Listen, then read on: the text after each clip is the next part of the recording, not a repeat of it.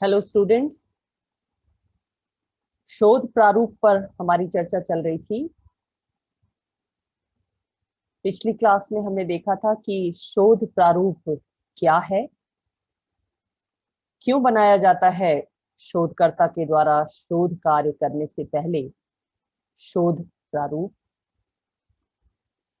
एक अच्छे शोध प्रारूप की क्या विशेषताएं होती हैं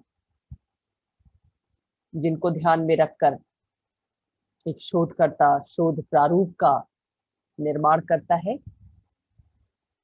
क्योंकि शोध प्रारूप किसी भी अनुसंधान कार्य की एक रूपरेखा होती है, एक योजना होती है। जिस योजना के अनुसार, जिस रूपरेखा के अनुसार ही शोधकर्ता को अपना शोध कार्य संचालित करना होता है। हम ये देख रहे थे कि शोध प्रारूप की विषय वस्तु क्या होती है। एक शोधकर्ता जब शोध प्रारूप बनाता है, अपने शोध कार्य की रूपरेखा बनाता है, तो उसमें किन बातों का, किन विषयों का उल्लेख किया जाना उसके लिए जरूरी होता है। जिन विषयों का वो अपने शोध प्रारूप में उल्लेख करता है, वही शोध प्रारूप की विषय वस्तु कहलाती है।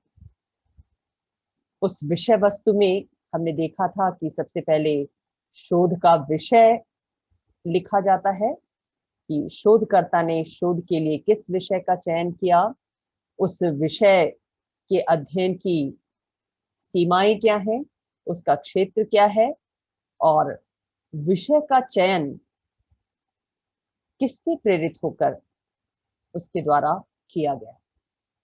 विषय को चुनने में शोधकर्ता की सहायता बहुत सारी पुस्तकें करती हैं, जर्नल्स के लेख करते हैं या सरकारी दस्तावेज करते हैं। शोध की रूपरेखा में एक प्रस्तावना भी लिखी जाती है शोधकर्ता के द्वारा, जिसमें शोध विषय की पृष्ठभूमि बताई जाती है, कैसे उस विषय में शोधकर्ता की रुचि उत्पन्न हुई, उस विषय का महत्व क्या है, उसकी प्रासंगिकता क्या है, उस पर अध्ययन करने से किसी समस्या का समाधान हो सकता है या नहीं हो सकता है, कोई सिद्धांत निर्माण उस विषय में संभव है या नहीं है। इस विषय पर प्रकाश डाला जाता है प्रस्तावना में या पृष्ठभूमि में। इसके साथ साथ अध्ययन का उद्देश्य और प्रकृति भी बताई जाती है कि शोध कैसा है, उसका उद्देश्य क्या है, ज्ञान प्राप्त करना, समस्या का समाधान करना, या दोनों ही।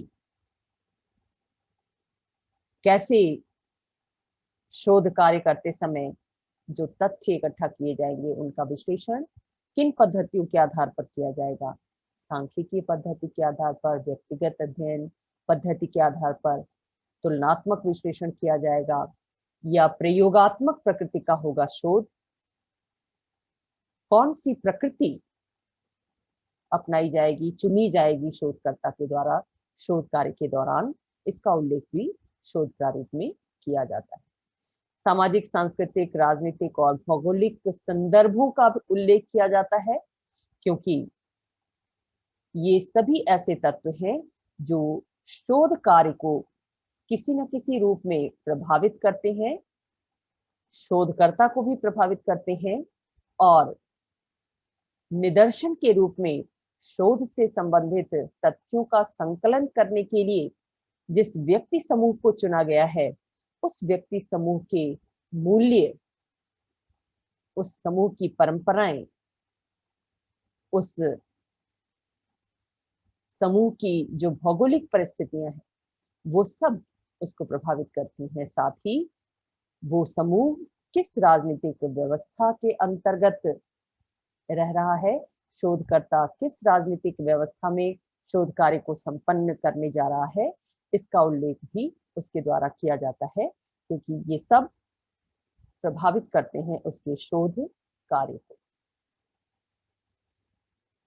इसके अलावा शोध प्रारूप की एक प्रमुख विषय वस्तु है शोध विषय से संबंधित प्राकल्पना या उपकल्पना जिसको हम हाइपोथेसिस कहते हैं, उसका उल्लेख।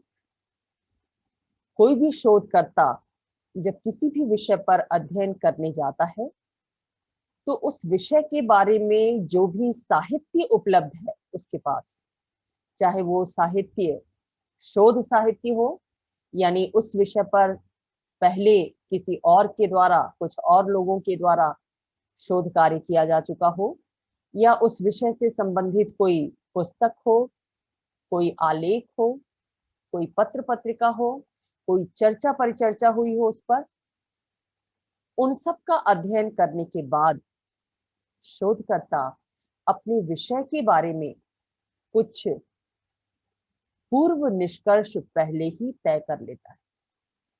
उपलब्ध साहित्य की जानकारी के आधार पर, अपने ज्ञान के आधार पर, अनुभव के आधार पर वो पहले ही कुछ निष्कर्ष निकाल देता है। इसको पूर्व निष्कर्ष या प्राक कल्पना कहते हैं। कल्पना इसमें क्यों जुड़ा हुआ है? क्योंकि शोधकर्ता के द्वारा पूर्व में जो निष्कर्ष निकाले गए हैं वो निष्कर्ष अंतिम नहीं है, वो तब तक काल्पनिक हैं जब तक शोध कार्य के माध्यम से उनकी सत्यता प्रमाणित न कर दी जाए, इसलिए उनको उनके साथ कल्पना जुड़ी हुई। एक होता है फैक्ट और दूसरा होता है कल्पना। तो जो हाइपोथेसिस है, जो शोधकर्ता के द्वारा अपने अध्ययन के विषय में अध्ययन करने से पहले ही निकाला गया निष्कर्ष है, उसमें कल्पना का पुट रहता है, क्योंकि अभी वो तथ्यपरक नहीं है। तथ्यपरक कब होगी? जब शोधकर्ता वास्तव में शोध करेगा और शोध के जो परिणाम होंगे वो इस निष्कर्ष को सत्य सिद्ध करेंगे, तब कल्पना इसमें से हट जाएगी और ये निष्कर्ष तथ्यपरक हो जाएंगे, सत्य पर आधारित हो जाएंगे, प्रामाणिक हो जाएंगे। लेकिन जब तक ये प्रमाणित नहीं होते शोध के निष्कर्षों के आधार पर, तब तक ये प्राकल्पना के रूप में मौजूद रहेंगे, पूर्व निष्कर्ष के रूप में मौजूद रहेंगे। जैसे उदाहरण के तौर पर आप ले सकते हैं कि कैसे प्राकल्पना बनाई जाती है, कैसे किसी विषय के बारे में कोई पूर्व निष्कर्ष निकाला जा सकता है। मान लीजिए आपने या शोधकर्ता ने शोध विषय का चयन किया। शोध विषय क्या चयन किया? भारतीय महिलाओं की राजनीतिक जागरूकता कैसी है, इसको शोध विषय के रूप में चयन किया। अब इस विषय के बारे में प्राकल्पना कैसे बनाई जाएगी? क्या प्राकल्पना हो सकती है? लिटरेचर बहुत उपलब्ध है इस बारे में और बहुत सारे शोध भी हुए हैं। उन सबका अध्ययन करना जरूरी हो जाता है शोधकर्ता के लिए, एक प्रारंभिक जानकारी के लिए, विषय के संबंध में एक आधारभूत जानकारी उसको प्राप्त हो सके, इसके लिए वो संबंधित लिटरेचर का अध्ययन करता है। लिटरेचर के अध्ययन के बाद वो उपकल्पना बनाएगा, कोई पूर्व निष्कर्ष निकालेगा, और भी बहुत सारे निष्कर्ष हो सकते हैं, लेकिन एग्जाम्पल के तौर पर हम 3 उपकल्पनाओं को लेते हैं जो इस विषय के बारे में बनाई जाएंगी, बन सकती हैं। जैसे एक उपकल्पना हमने ये बना ली कि शिक्षित महिलाओं में जागरूकता का स्तर अच्छा है। ये एक पहले ही निकाल लिया गया निष्कर्ष है। हमें ज्ञात करना है कि भारतीय महिलाओं की राजनीतिक जागरूकता कैसी है। कैसी है ये जानने के लिए हमने पहले ही ये निष्कर्ष निकाल लिया कि शिक्षित भारतीय महिलाओं में जागरूकता का स्तर अच्छा है। अपने सामान्य ज्ञान के आधार पर या उपलब्ध लिटरेचर का अध्ययन करने के बाद हमें ये लगा कि शिक्षित महिलाओं में जागरूकता, राजनीतिक जागरूकता अच्छे रूप में पाई जाती है। ये एक निष्कर्ष हमने निकाल लिया, ये हमारी एक उपकल्पना होगी। दूसरी उपकल्पना ये हो सकती है कि ग्रामीण महिलाओं की तुलना में शहरी महिलाएं राजनीतिक रूप से अधिक जागरूक हैं। क्योंकि हम देख रहे हैं कि शहरों में नाना तरह की सुविधाएं, महिलाओं का एक्सपोजर ज्यादा है ग्रामीण महिलाओं की तुलना में। आप खुद सामान्य अवलोकन के आधार पर ये देख सकते हैं। आप गांवों में रहती हैं और जो महिलाएं शहरों में रहती हैं, उनके मध्य क्या अंतर है राजनीतिक जागरूकता की दृष्टि से, वो सहज में ही 2-4 बार अगर आपने अवलोकन किया, 2-4 बार उनसे वार्ता की या कुछ चर्चाओं परिचर्चाओं को सुना, तो आप सहज में ही ये निष्कर्ष निकाल सकते हैं। लेकिन ये पूर्व निष्कर्ष है, ये अंतिम निष्कर्ष नहीं। तीसरी उपकल्पना आप इस विषय के बारे में ये बना सकते हैं कि संचार माध्यमों एवं सत्ताधारी राजनीतिक दल के कार्यकर्ताओं के द्वारा घर घर सरकारी योजनाओं का प्रचार प्रसार किए जाने के कारण ग्रामीण महिलाएं भी अपने अधिकारों और सुरक्षा संबंधी उपायों के प्रति जागरूक हुई। ये भी आप देख रहे हैं कि कैसे संचार माध्यमों की पहुंच आज जन जन तक हो गई है, गांवों तक हो गई है।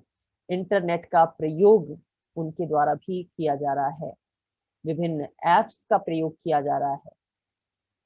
और इस समय जो सत्ताधारी दल के लोग हैं, वो भी अपने कार्यकर्ताओं के माध्यम से गांव गांव तक पहुंच रहे हैं, गांव के हर घर तक पहुंच रहे हैं और सरकारी योजनाओं के बारे में महिलाओं को जानकारी दे रहे हैं, या सामान्य स्तर पर सभी ग्रामीणों को जानकारी दे रहे हैं।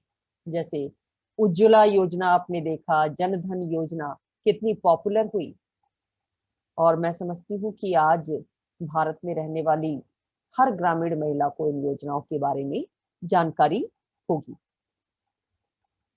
तो इस सामान्य अवलोकन के आधार पर हमने तीसरी उपकल्पना ये बना ली कि जैसे जैसे संचार माध्यमों का विस्तार गांवों तक बढ़ा है, शिक्षित न होते हुए भी, शहरी सुविधाएं उपलब्ध न होते हुए भी ग्रामीण महिलाओं में राजनीतिक जागरूकता बढ़ी है, सार्वजनिक मुद्दों के बारे में उनकी जानकारी बढ़ी है, उनको अपने वोट का महत्व पता चल पाया है।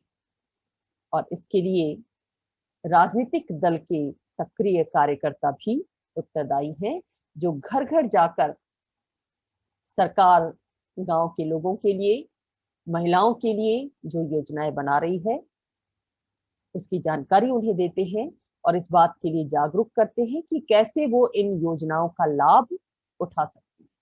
अगर उनकी सुरक्षा को कोई खतरा है तो उसके लिए सरकार क्या उपाय कर रही है और कैसे उन उपायों का लाभ उनके द्वारा उठाया जा सकता है।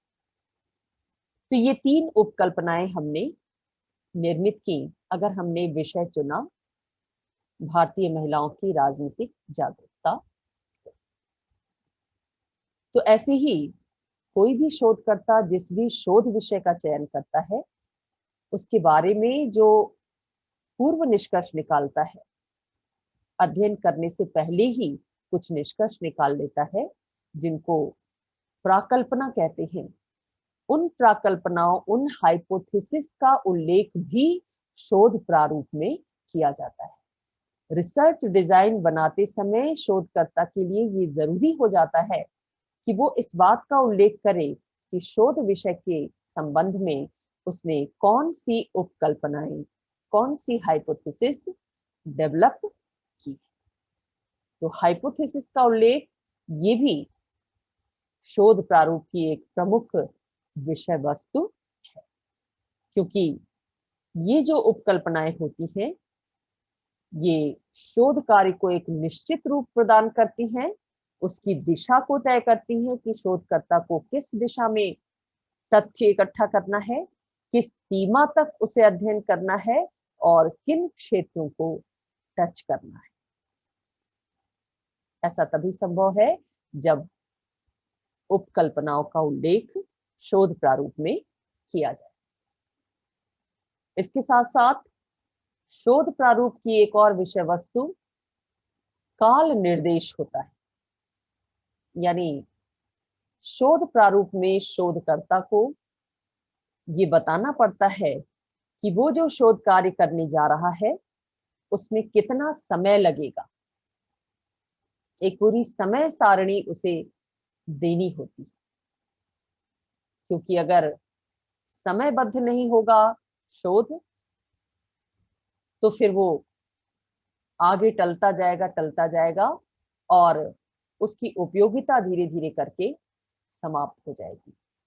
मान लीजिए किसी शोधकर्ता ने किसी सामाजिक समस्या के समाधान सुझाने हेतु कोई शोध कार्य अपने हाथ में लिया है और उस शोध कार्य में वो इतना लंबा समय लगा देता है कि वो सामाजिक समस्या और ज्यादा विकराल रूप में सामने आ जाती है, और जब वो समस्या पूरे समाज को नष्ट करने के कगार पर होती है तब जाकर शोधकर्ता अपने निष्कर्ष प्रस्तुत करता है।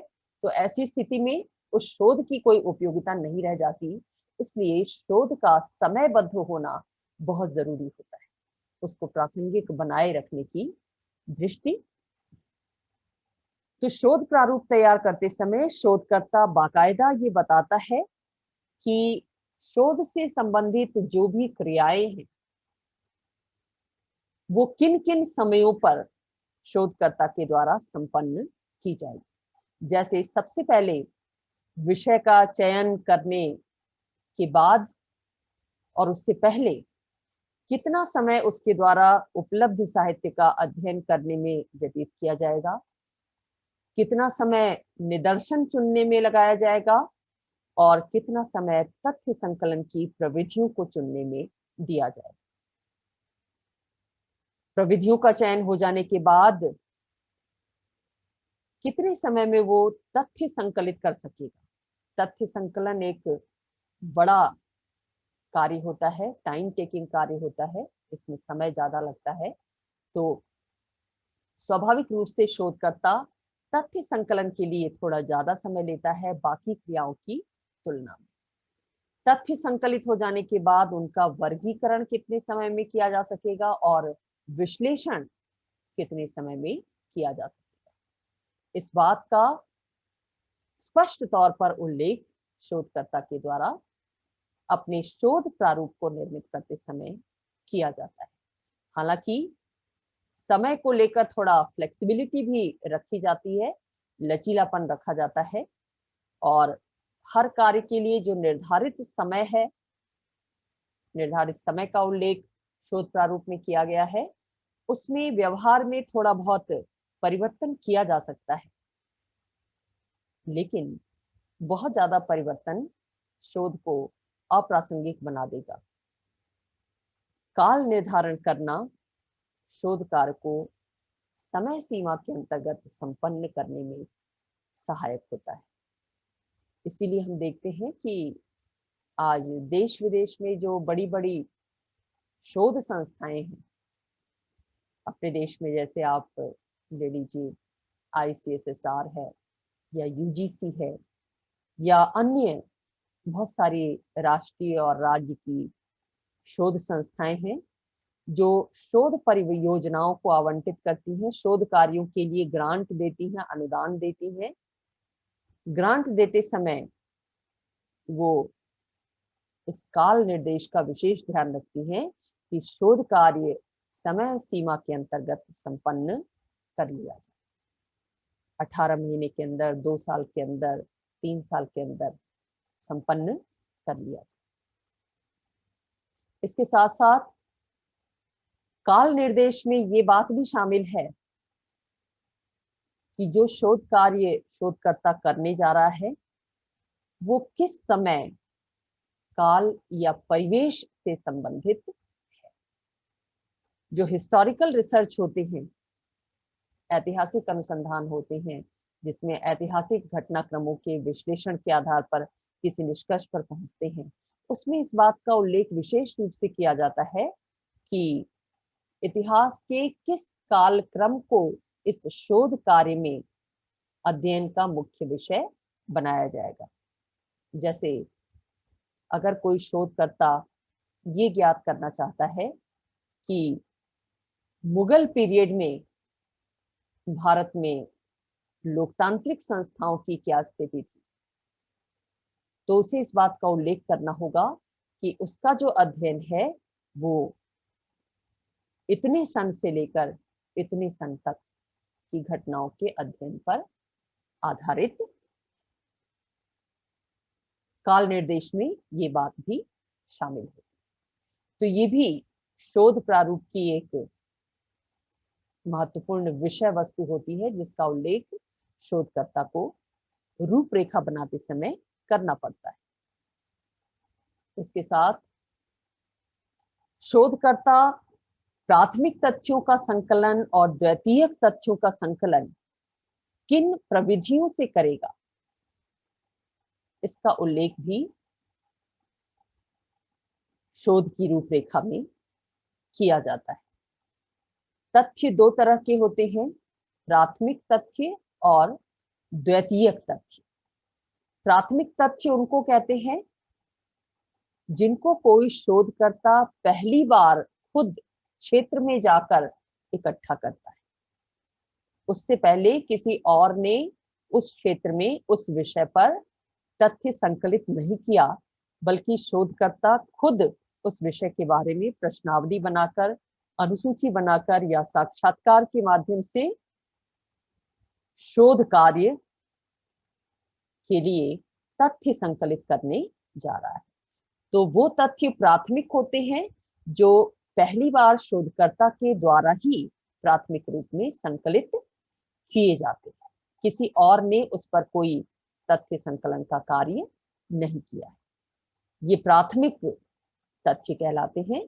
और प्राथमिक तथ्यों के संकलन की जो विधियां होती हैं वो प्रश्नावली, अनुसूची और साक्षात्कार होते हैं। दूसरे जो द्वितीयक तथ्य होते हैं, सेकेंड हैंड डाटा, नाम से ही स्पष्ट है कि वो तथ्य पहले किसी और के द्वारा संकलित किए जा चुके हैं, लेकिन शोधकर्ता उन तथ्यों का प्रयोग अपने शोध में भी करना चाहता है। तो ऐसे तथ्य द्वितीयक तथ्य कहलाते हैं।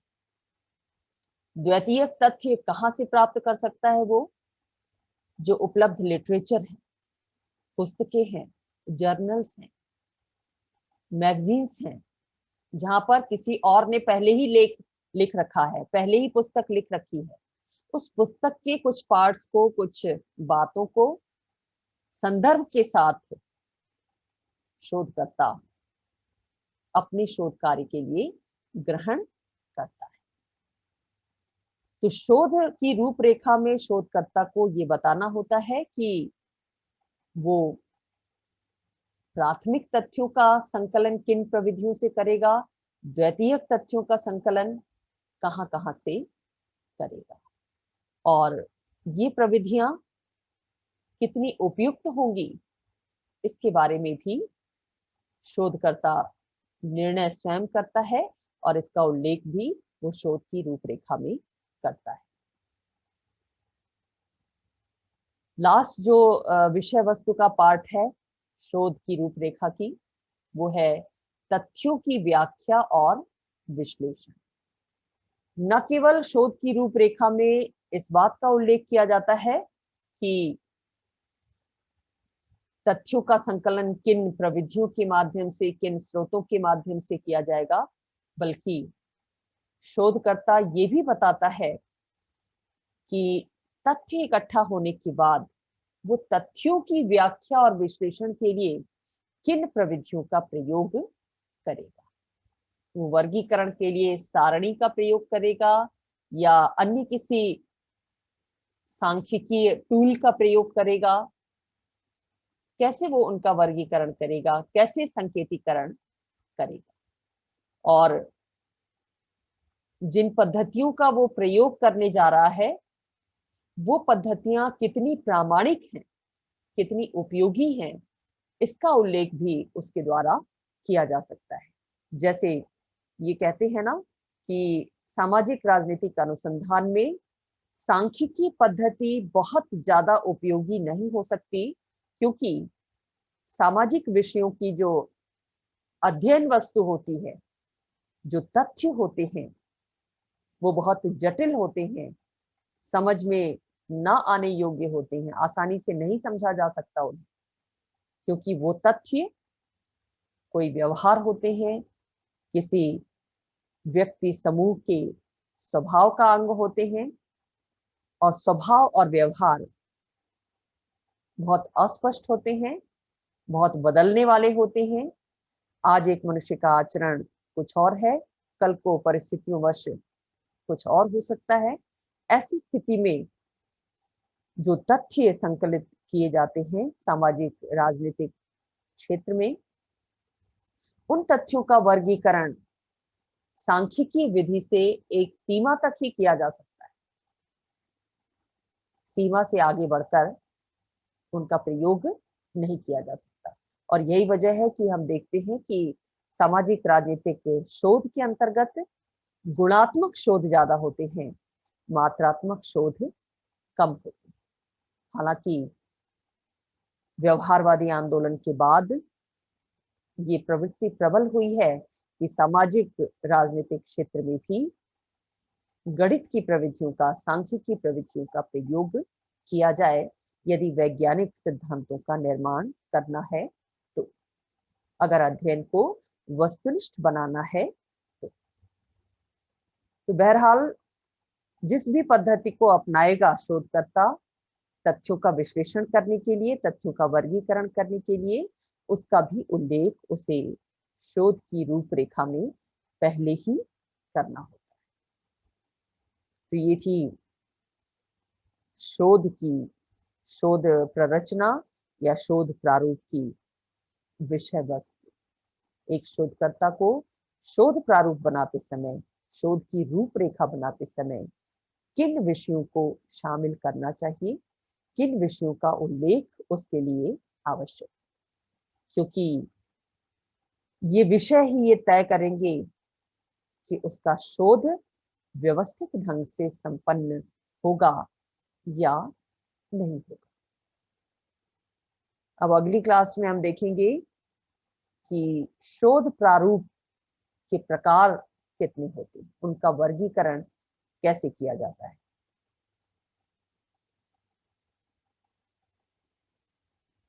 बाकी आज का समझ में आया आपको? Yes ma'am. कौन बोल रहा है? काजल? Yes ma'am. और सोनी, कहाँ रहते हो तुम? मैम जो हमारा फोन था ना उसमें नेट नहीं चलता था, हमने कल न्यू फोन लिया है। अच्छा मैम क्लास नहीं ले पा रहे थे उसकी वजह से।